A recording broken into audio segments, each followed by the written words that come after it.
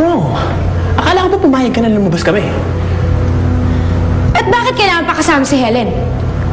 Eh, hindi ba yaya niya si Helen? So, dapat kasama niya si Helen ang yaya niya kahit saan sila pumunta? Hindi. Ako na lang sasama. Ako na lang. Ayoko. Tapos ano, kasama mo yung camera crew? Tapos kahit saan tayo pumunta, pagkakaguluhan ka? Ayoko. I don't want this to be a circus. Pero Dave, kasi kailangan ang crew lang. Ma!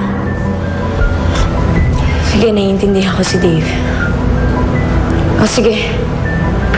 Kung yan ang makakapagpatunay na sincere ako sa mga usapan natin, pumapayag na ako. Alam ko naman magiging masaya si Ninoy. Thank you. Helen, sige, maghanda ka, magdala ka ng pagkain at saka ng inumin, okay? Ayoko magutom ang anak ko. Minsan na siya nagutom sa piling mo. O ano pang hinihintay mo? Ihanda mo na yung gamit ninyo.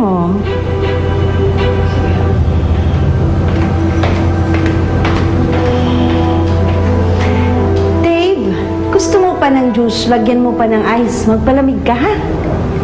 Thank you.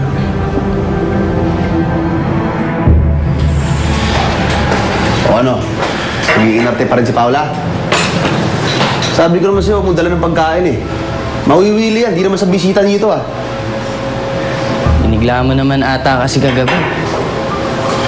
Kaya ayun, ayaw lumabas ang kwarto. Binigla? Ang swabe ko kaya. Ang sabihin mo, nanibago yun. Kaya siyempre, sakay yun sa bara-bara.